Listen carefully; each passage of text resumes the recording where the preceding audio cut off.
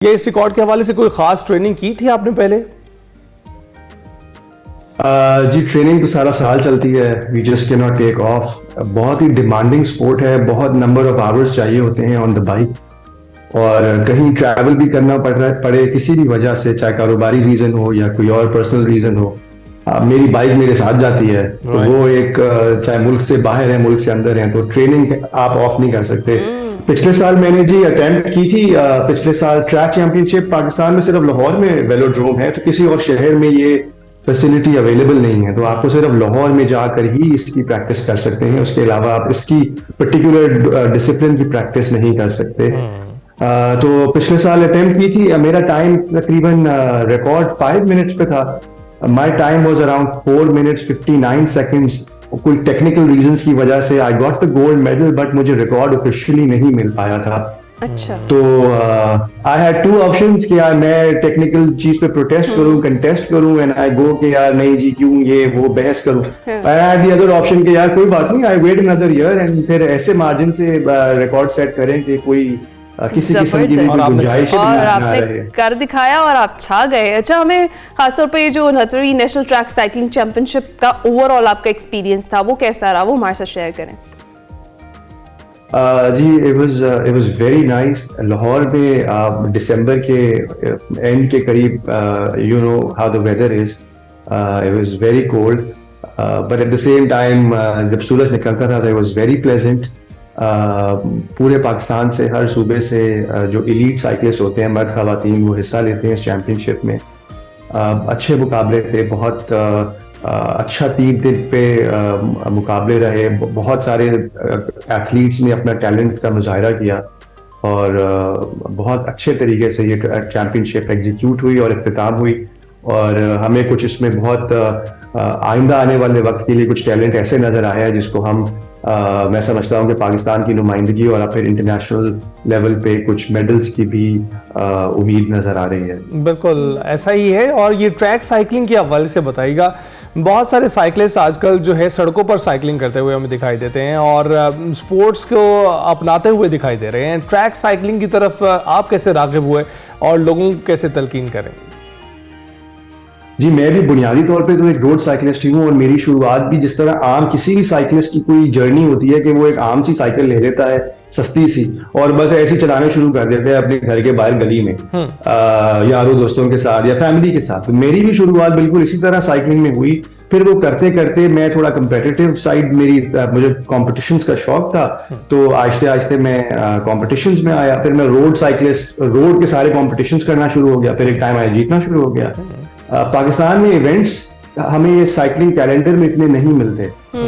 Events का थोड़ा पाकिस्तान में फुकदार रहता है, तो इतनी ट्रेनिंग बंदा पूरा साल करे और फिर आपको उतने नंबर ऑफ इवेंट्स ना मिले तो आपकी ट्रेनिंग मोटिवेशन भी जो है वो हर्ट होती है और आप अपने आप का अपना सही निखार ला नहीं सकते विदाउट इवेंट्स एंड रेसिंग। तो साल में एक बार ये मुनक्किद किया जाता है ये इवेंट, और क्योंकि वेलोड्रोम सिर्फ लाहौर में है, पाकिस्तान के किसी और शहर में ये फैसिलिटी मौजूद नहीं है। और हम देखें अमृतसर जैसे शहर में जो हमारे बिल्कुल पड़ोस में है, उसमें भी एक वेलोड्रोम है जहां तक मेरी इतलात है। तो हमारे पास, और ये भी 1950s में, अर्ली 50s में ये रखा गया था और एक कदाफी स्टेडियम के बिल्कुल जहां आपके फुटबॉल का स्टेडियम है, क्रिकेट स्टेडियम है, स्विमिंग कॉम्प्लेक्स है, उसके उधर ही ये फैसिलिटी है। इस वक्त ये काफी खस्ता हाल का शिकार है।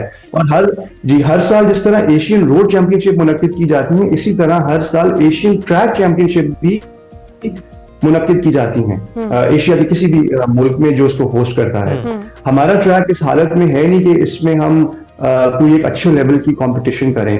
थोड़ी सी भी अगर हमारे हल्का एहबाद की तवज्जो हो, ये गवर्नमेंट की प्रॉपर्टी है, 1950 से बनी हुई 69th नेशनल चैंपियनशिप थी, विच मीन्स के इतने सालों से ये चैंपियनशिप मुनक्किद की जा रही है। So it has a very rich history, very rich history. अच्छा, इसकी साइकिल थोड़ी डिफरेंट होती है, इसमें ब्रेक्स नहीं होती साइकिल में। अच्छा। ये ब्रेक के बगैर होती है जी, और इसमें गियर नहीं होते साइकिल में। और आप बस वो 333 मीटर का जो इसका डिस्टेंस होता है उस पर आप अपनी स्पीड, स्ट्रेंथ, का मुजाहरा करते हैं, उस पर आप चला सकते हैं। ये एक मल्टीपर्पज तो फैसिलिटी ये है। साइकिल रोकते कैसे हैं आप? हाँ, यही मैं भी पूछना चाह रही थी। ये साइकिल आप अपने पैर के जोर से रोकते हैं। अच्छा, और जब इसमें आप इतनी आप स्पीड में आहिस्ते- चला रहे हो तो फिर तो पैर के जोर से बड़ा, मतलब अगर आपकी ट्रेनिंग नहीं है, प्रैक्टिस नहीं है तो बड़ा मुश्किल हो जाता है। मुझे ये भी बताएं अली कि साइकिलिंग के लिए फिटनेस कितनी ज़्यादा ज़रूरी है और आप कैसे मेंटेन करते हैं अपनी फिटनेस? जी, अगर आप कंपेटिटिव साइकिलिस्ट हैं तो आपको अगर एशिया लेवल पे compete करना है तो 100 किलोमीटर आपको डेली करना पड़ेगा minimum. That's a minimum for 5 days a week. You have to be very careful with your nutrition or at the same time and your recovery and rest.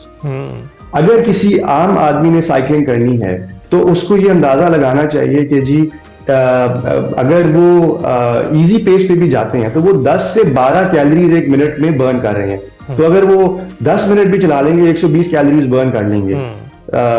और अगर कोई एक जो बर्गर होता है उसमें 400 कैलोरीज होती है, तो अगर आप 40 मिनट भी कोई भी शख्स साइकिलिंग करे, आम सी साइकिल पे भी रोड पे निकल जाए, कहीं भी निकल जाए, तो वो एक बर्गर जो है बड़े आराम से खा सकता है। और just 40 minutes of cycling 12 calories आप इजीली तकरीबन पर मिनट कर रहे होते हैं। And then if you doing intervals, अगर आप थोड़ा फास्ट जाते हैं तो 18 to 20 कैलोरीज अ मिनट पे आप आ जाते हैं। और जितनी तो आप साइकिलिंग एक करते हैं उसमें तो कुछ भी खाया जा सकता है। मेरा ख्याल है आप पूरा पिज्जा भी खा जाए तो वो बर्न हो जाएगा। जी बिल्कुल ऐसी है, और मैं करता ही इसलिए हूँ। मैं शुरू ही इसीलिए हुआ था कि it gives you a licence कि आप कुछ भी खाना चाहें तो आप बगैर किसी गिल्ट के जो है वो बड़े आराम से खा सकते हैं। अच्छा, अगर आप 3 घंटे करते हैं तो इट्स अबाउट 2500 कैलोरीज। एक नॉर्मल इंसान पूरे दिन में पूरे दिन में कैलोरीज बर्न करता है। बिल्कुल, ऑफिस जाना, ड्राइव करना, वॉक करना, जो भी उनकी मसरूफियात है, 1800 कैलोरीज बर्न करते हैं। बट अगर आप 3 घंटे या 2.5 घंटे करें तो आप इजीली 2500 कैलोरीज बर्न कर लेते हैं। अच्छा, ये भी बताइएगा कि आपने बताया कि जहां जाते हैं आप अपनी साइकिल साथ लेकर जाते हैं, तो किस तरह से लेकर जाते हैं, पैकिंग कैसे करते हैं? क्योंकि मैं ये जानता हूं कि दोनों टायर्स अलग करके आप उसका फ्रेम एक बैग में पैक कर सकते हैं, तो क्या कोई एक्स्ट्रा बैगेज करवाते हैं उसके साथ? और क्या ये इसलिए करते हैं ताकि आपकी जो ट्रेनिंग है उसमें कोई खलल ना आए, कोई दरमियान में जो है कोई इतना गैप ना पड़ जाए कि आपकी ट्रेनिंग को दोबारा से शुरू करना पड़े? जी बिल्कुल ऐसे ही है। अगर आप 3 से 4 दिन अगर आप ऑफ ले लें साइकिल से तो आपका जो इंजन है वो डीट्रेन होना शुरू हो जाता है। और मैं जदीद टूल्स के साथ ट्रेनिंग करता हूं, यानी कि मेरा हार्ट रेट सेंसर, मेरा पावर मीटर, मेरा कोर बॉडी टेम्परेचर, सारी चीजें मॉनिटर्ड होती हैं। और मेरा एक फॉरेन कोच है जो इन सब चीजों को, और लोकल कोचेस, मेरी जो लोकल कोचिंग टीम है वो सब इन चीजों को मॉनिटर कर रहे होते हैं। और 4 दिन बाद अगर आप चलाएं तो आपको क्लियरली नजर आ रहा होता है कि you have D-trained yourself a little bit. इसका इसके बैग मिलता है। आप मखसूस बैग होते हैं जो फॉर इंटरनेशनल ट्रैवल या लोकल ट्रैवल, एयरप्लेन वर्दी होते हैं, वो एयरप्लेन पे वो चले जाते हैं। और अगर वो बैग आपको मुयसर नहीं है तो आपको कार्टन मिल जाते हैं, उसमें आप फोमिंग करके और अपनी बाइक को थोड़ा सा प्रोटेक्ट करके आप उसको साथ ले जाते हैं। अली,